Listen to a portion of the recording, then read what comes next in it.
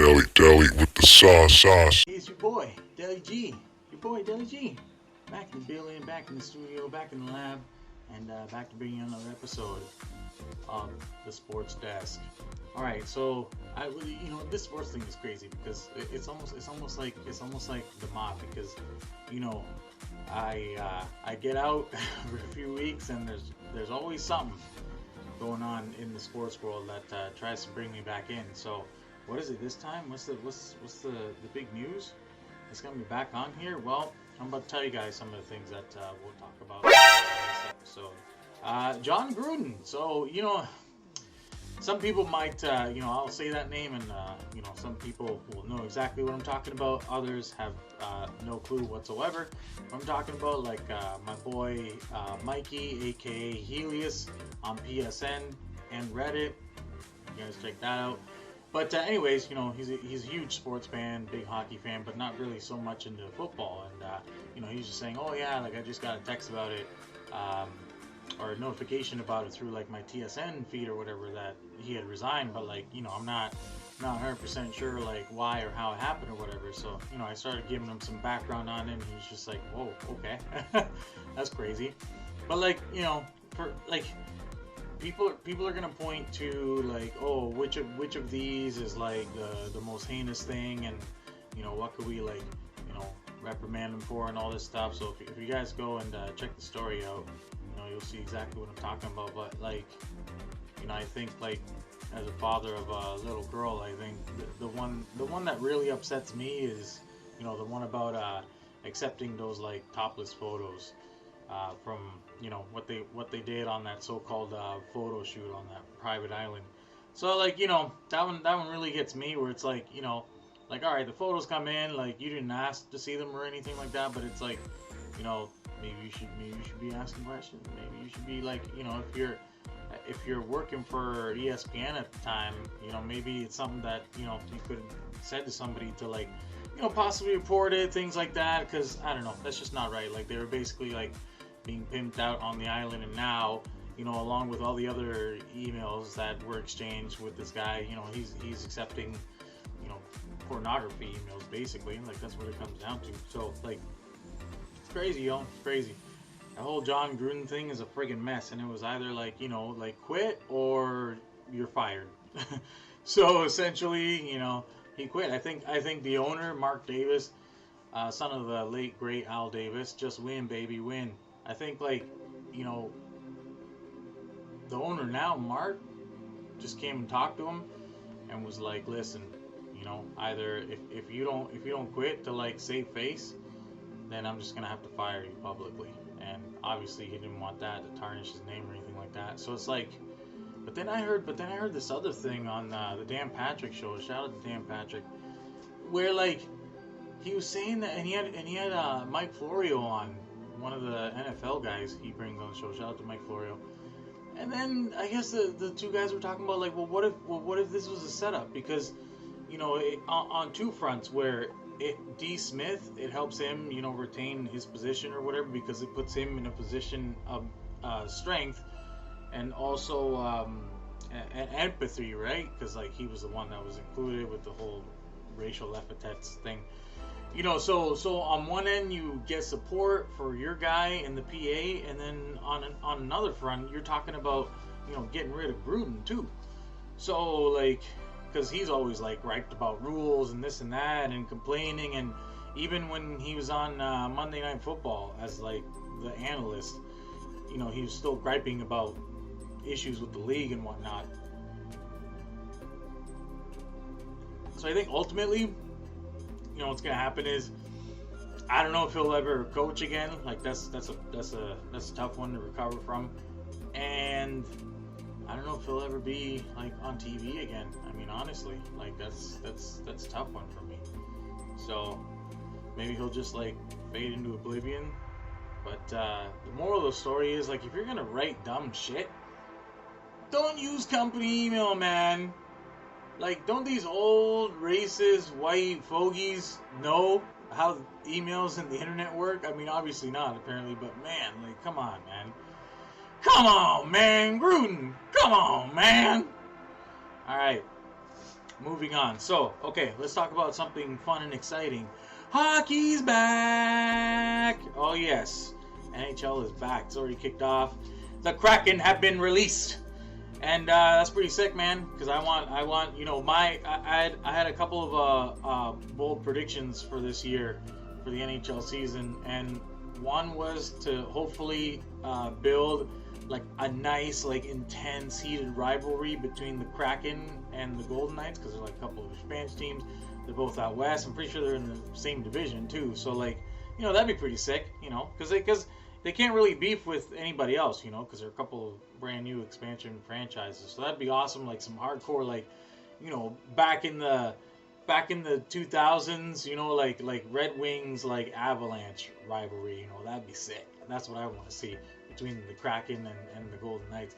Like, yo, when they played in the Golden Knights, by the way, man, yo, shout out to the Golden Knights production crew for the pregame, like, introductions and stuff, a little presentation, yo, that was hype. I seen that on the internet. It was good. Shout out to Vegas. They just, man, Vegas just gets it, man. I'm a huge Flyers fan, but Vegas just gets it. So, shout out to everybody on the production team, the creative minds that came up with all that stuff, production team, everybody that put it all together. So it was awesome.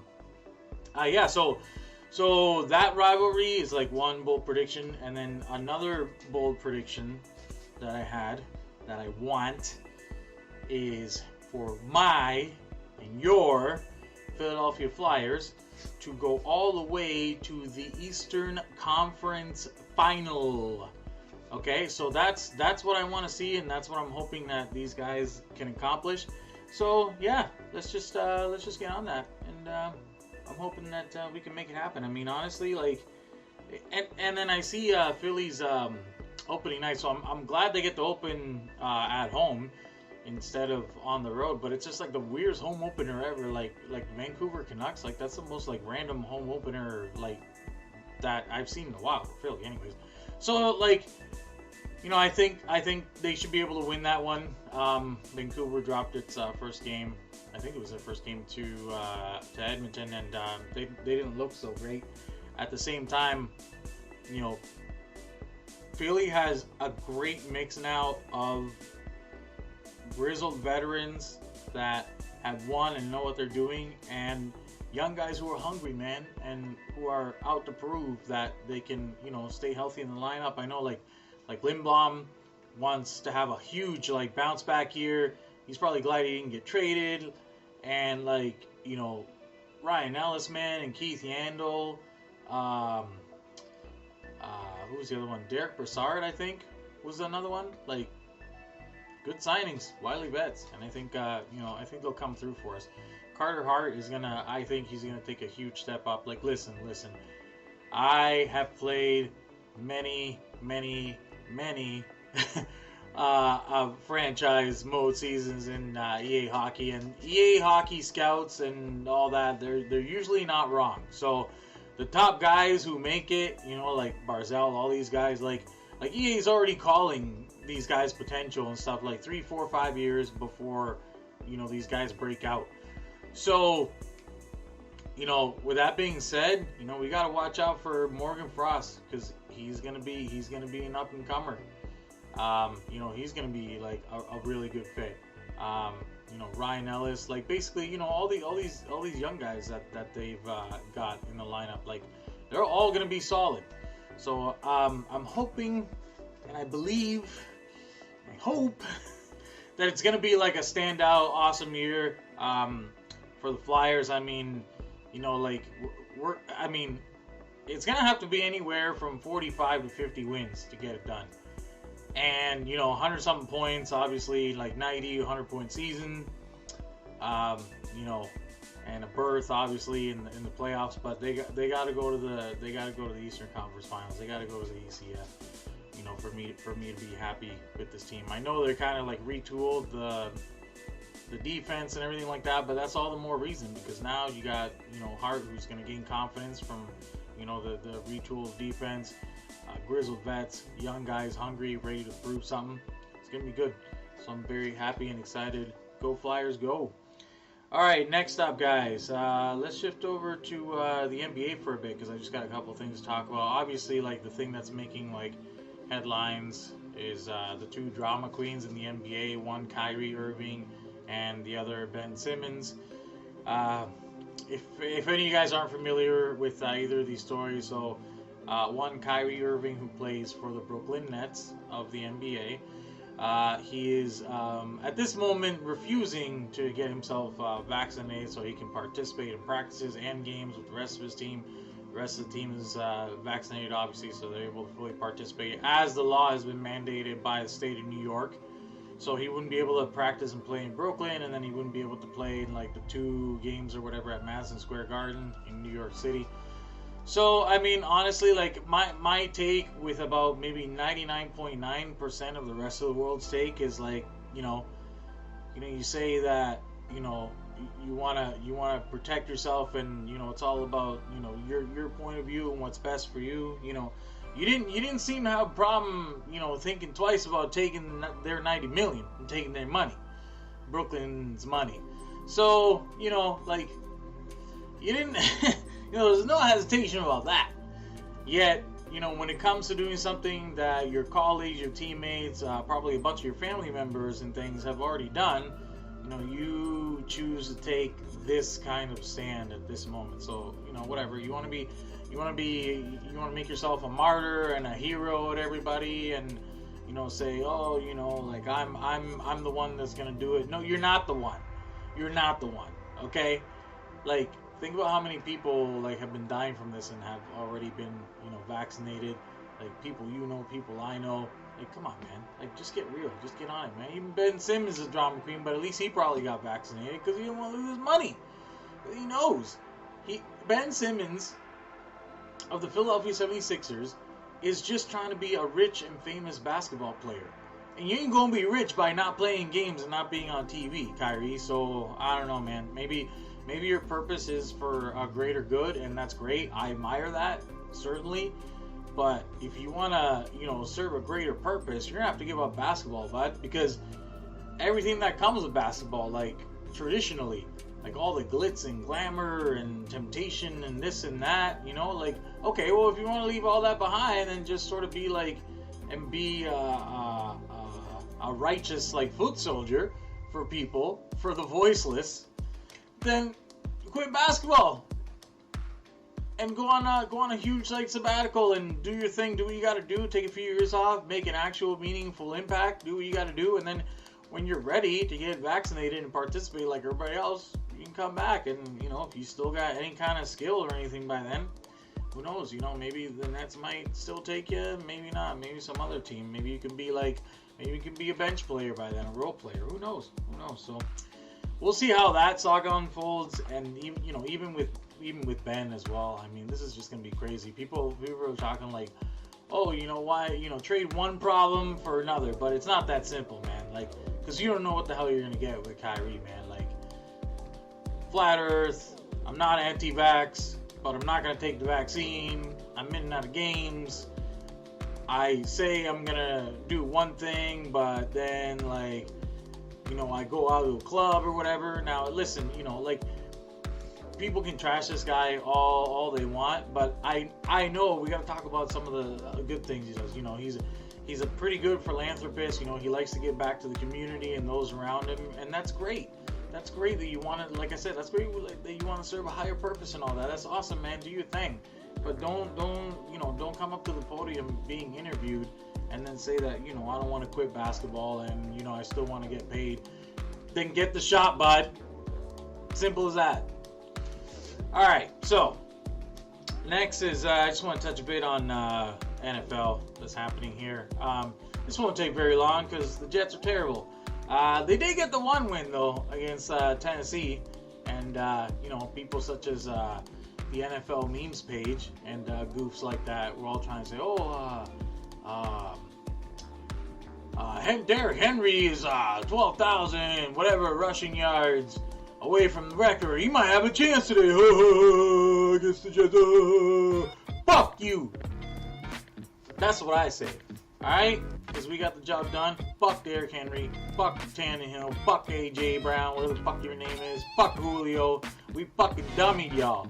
Alright? And just wait, man. And just wait. I know we lost the last game. We lost like 7 points to Atlanta, who's like an equally shit team of ours. So that was almost like those two shit teams. That was almost like an even matchup, you might say. And we lost by a touchdown. So, you know, I'm not gonna front on that.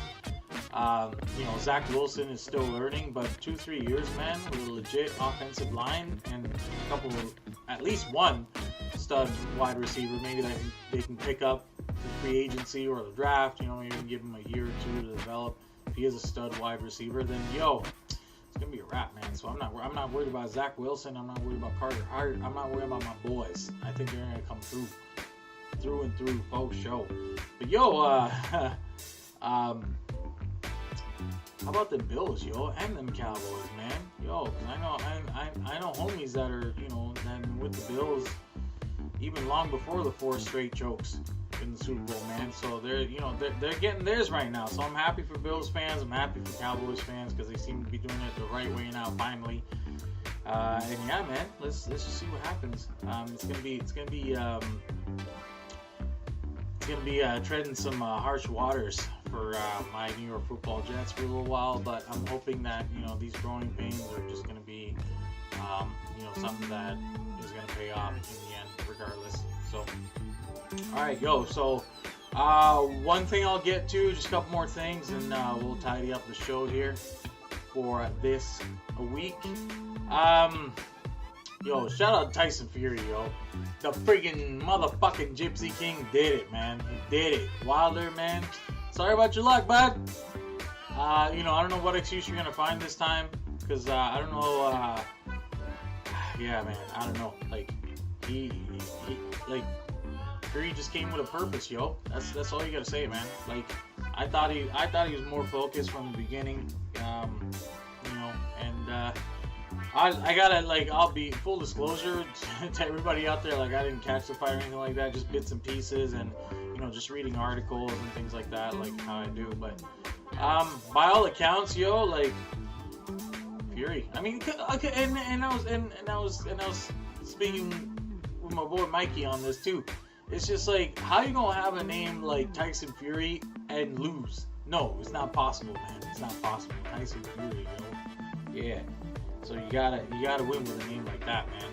So good on him, man. And I don't know. We'll see what happens next, man. Not too many good, you know, proper fights happen. You know, MMA, boxing, whatever. So, you know, I'm glad they were able to put on the show. Everybody loved it, and yeah, the better man won. Definitely. All right, guys. So the last thing that I want to put out there this week is, once again, the work that continues to be done by the people running AEW right now. Tony Khan and the boys. You know, they did a little. I seen they did a little improv too. Shout out to everybody. They brought some of the original ECW guys that were there before. You know, Jericho and Taz, and you know, when Taz came on the mic, that was actually pretty awesome, man. I gotta say, because that guy was like real and genuine and raw, like he is. You know, like everybody knows him to be. You know, his ring persona. But he's a chill guy. But obviously, like, just like me, when he's passionate about something, you know, he gets raw and he gets real. And you know, when he said on there, he's like, yo, he's like, you know, you can call me a homer, you can call me this, you can call me that, but this is the best fucking place I ever worked for, bar none. That was awesome, man. That really made me so happy when he said that. And you know, obviously, like, even Jericho and the rest of the guys that were in there, they're all like laughing and everything, you know, like, they're just loving it, man. So it's great to see a promotion that not only is, like, you know, rewarding people for their talent and their creativity, but also, like, you know, like, guys are just having fun, man, and there's no beef or anything like that. There's no, like, egos, you know. So that's awesome, man. Hey, they're doing it the right way, the way that it should have been done from day one. But, you know, like, Vince is he's a capitalist and he's a tyrant, and he's gonna want to do things the way he wants because, like, he owns the whole shit. When you have, you know, like, a collaboration like Tony Khan and them boys are doing, well, you see the end result. Like, WWE's getting murked. And I said this in the comments too. Y'all can go back and look at it. I'll screenshot it, whatever. Like, I said this too. When they had the last promo, or a promo they had a couple weeks ago with, Roman Reigns, Paul Heyman, and Brock Lesnar, whatever. So that's about to heat up. And I'm like, yo, straight up, man. I'm like, basically right now, these three guys are keeping WWE afloat right now. You know, comparison to AEW, because they're getting murdered. So, yeah.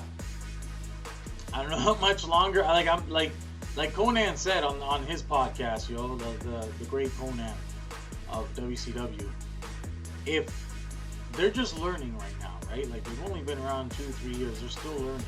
You know, wait 10, 15 years down the road, they can have something real nice. Real nice. Alright, guys, so that's all I wanted to discuss and get off my chest for now. You know, until something huge comes up. But I'll be definitely, you know, more into the desk here. More work on the desk now that the NHL season has begun. And NBA is about to start up too. Go Raps, baby. That's what's up. So, you know, obviously with all that being said, NFL is still underway and all that. So all that good stuff. I really wanted to try and get, you know, the picks in and stuff this year, but everything's just like, you know, being so crazy. You know, it hasn't been really possible really the last like year and a half or so with COVID. It's been going on to go out and make bets and stuff like that. So maybe I'll just leave that alone for this year, take a little sabbatical break from that, and then, you know, try to come back next year with them NFL weekly picks and whatnot. Alright, guys, so with all that being said, as always, I'm going to thank my beautiful wife, Kirsten, for making this show possible, because it would not be possible without her help and with everything she does for myself and our beautiful baby girl, Sophia, which I love you, baby girl. Mwah. Daddy loves you so much. I know you're watching this. I know you love to watch Daddy's show. So this bud's for you.